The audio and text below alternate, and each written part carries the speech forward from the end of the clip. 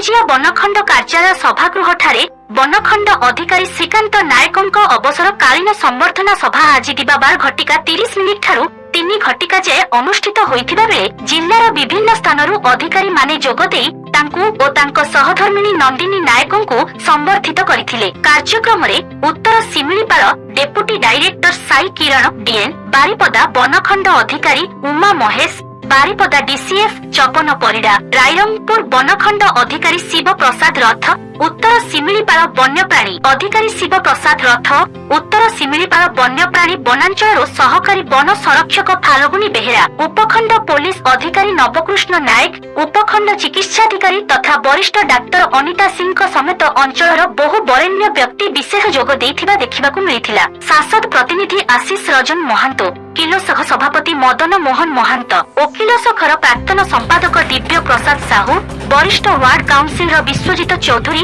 স্থানীয় গণমাধ্যম প্রতিনিধি বৃন্দ মধ্য যোগদেই বনখণ্ড অধিকারী শ্রী নায়কଙ୍କୁ অবসরকালীন সম্বর্ধনা জ্ঞাপন କରିଥିଲେ। ତାଙ୍କ କାର୍ଯ୍ୟକାଳ ସମୟରେ ବନଖଣ୍ଡରେ ହେଇଥିବା ବିଭିନ୍ନ ଉନ୍ନୟନମୂଳକ କାର୍ଯ୍ୟଗୁଡ଼ିକ ବାବଦକୁ ଓ ତାଙ୍କ ସହିତ କାର୍ଯ୍ୟ କରିବାରେ ମିଳିଥିବା ଅଭୁଲା ଅନୁଭୂତି ସମ୍ପର୍କରେ ଅତିଥିବୃନ୍ଦ ନିଜ ନିଜ ବକ୍ତବ୍ୟରେ ପ୍ରକାଶ କରିଥିଲେ। ଆଜିର ସମସ୍ତ କାର୍ଯ୍ୟକ୍ରମ ଗୁଡ଼ିକୁ ବନଖଣ୍ଡର ସମସ୍ତ ସହକାରୀ ବନ ସଂରକ୍ଷକ, ବନାଞ୍ଚଳ ଅଧିକାରୀ, ବନପାଳ ଓ ବନ କର୍ମଚାରୀମାନେ ପରିଚାଳନାରେ ସହଯୋଗ କରିଥିଲେ।